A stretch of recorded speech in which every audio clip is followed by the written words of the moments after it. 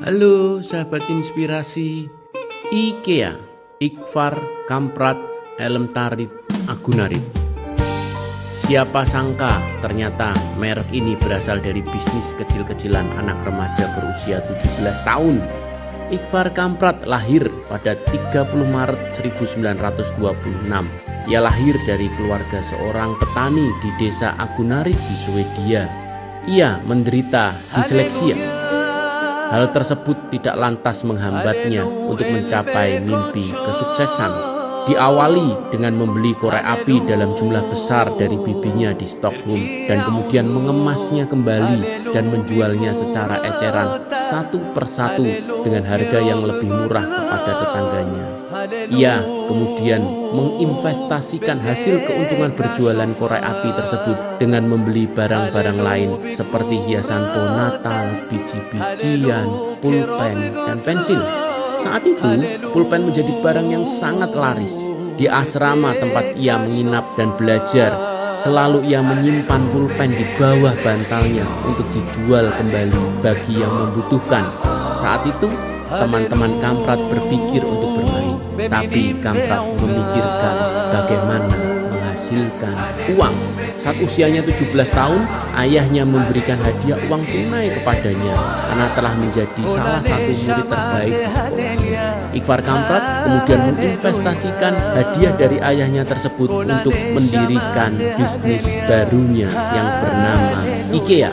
Kemudian setelah itu, ia menambahkan barang-barang furnitur dalam barang dagangannya.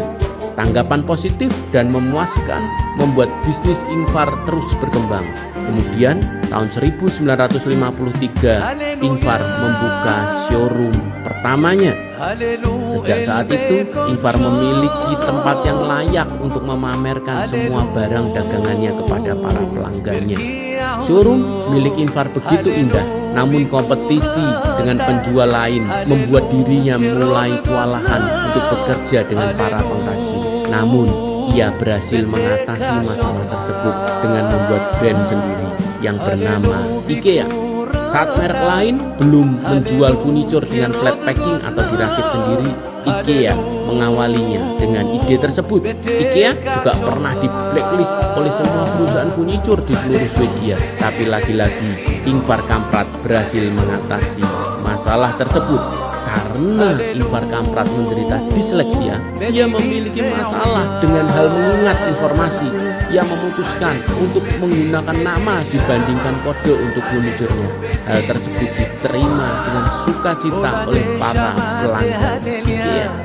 Ingvar mengubah kelemahan yang dia miliki menjadi nilai jual yang baru, yang unik bagi usaha.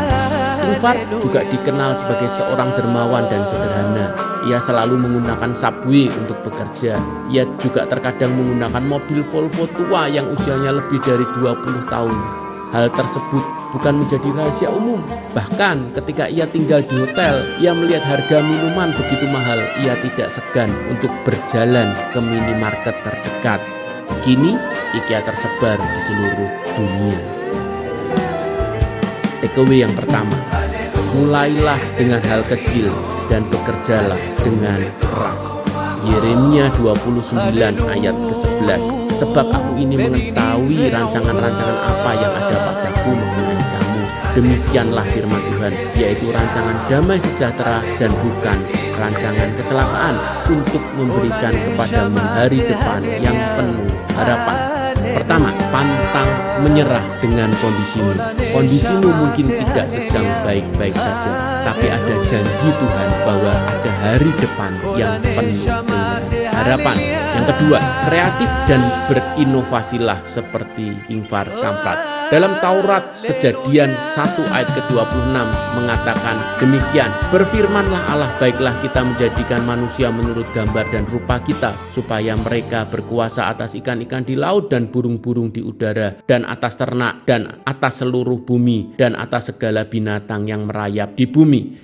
Inilah janji Tuhan untuk kita bisa berkreatif, untuk beraktivitas di seluruh muka bumi. Yang ketiga dan yang terakhir adalah hiduplah sederhana seperti Ingvar Kamprad. Salam sukses selalu, salam sehat, Tuhan Yesus berserta kita semua.